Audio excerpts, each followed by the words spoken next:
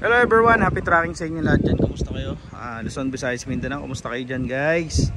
At binabati ko nga pala lahat ng mga driver natin dyan, especially sa mga nanonood sa atin, mga subscribers natin dyan. At sa mga, kung napadaan ka lang dito sa video natin, huwag nyo kalimutang mag-subscribe and mag-like sa mga video yung pina-upload natin guys.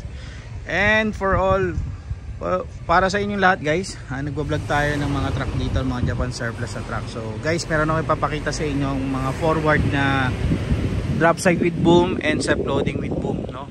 So una sa lahat, sabihin ko na sa inyo yung presyo. Yung 6HE1, ito self loading with boom guys, nagkakalagayan ng 1.6 50M. Yan, sabi daw. Ito naman is, ang drop side with boom is nasa 1.3, no? If I'm not mistaken, 1.2 or 1.3, no guys, pasensya na kayo.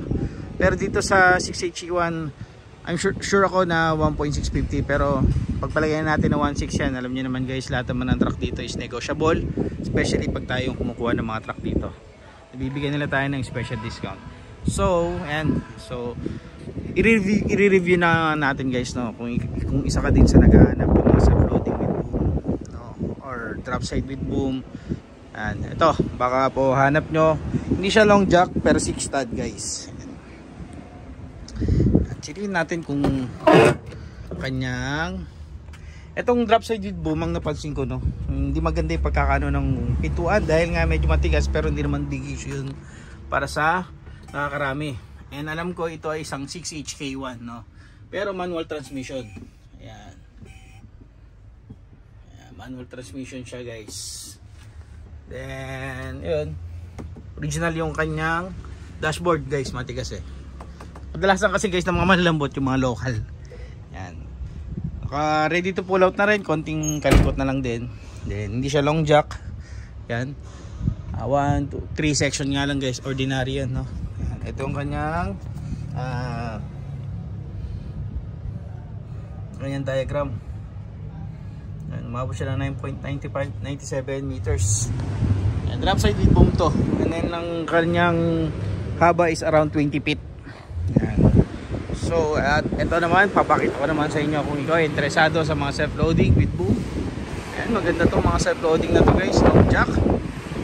Kung may karga ka din mga kung ano-ano, especially kung logistic ka sa mga pier, sa mga port, meron kang chartel. Yan, ito para sa ito. So ilang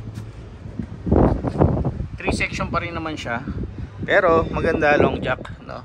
Kaya maganda ito, mga around 18 feet. Ayan. Muli nga pala harapan yan. Ito maganda dito 6HE1 kasi may turbo. Ayan. And also inline. Ayan. Sa inline makikita nyo na agad kung ilan yung tinakbo. Ayan, o. Diba?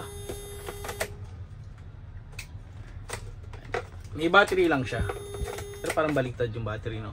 Pag naka-on siya, nakasindi. O, kailangan. Ayan, manual transmission. May mga kailangan pang easy na konti dito, kailangan pa i-intact, kailangan pa ikabit yung mga ibang mga kailangan mechanics dito. Ayan. Isuzu 6HE1 with turbo yan guys. Ayan. So yan, moli harap likod.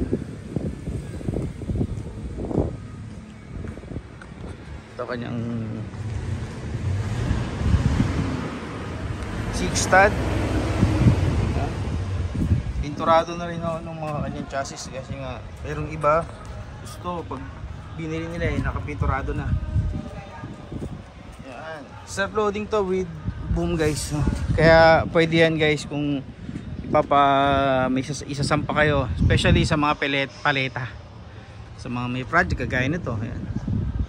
So ayun na nga guys, maraming salamat. Hanggang dito na lang ang ating pagbablog. Stay tuned lang palagi sa ating mga video dito sa ating channel. Maraming salamat sa suporta nyo guys. Huwag nyo kalimutang mag-like and mag-subscribe. Marami pa tayong video i-upload. Happy tracking channel everyone. Thank you, bye bye and God bless.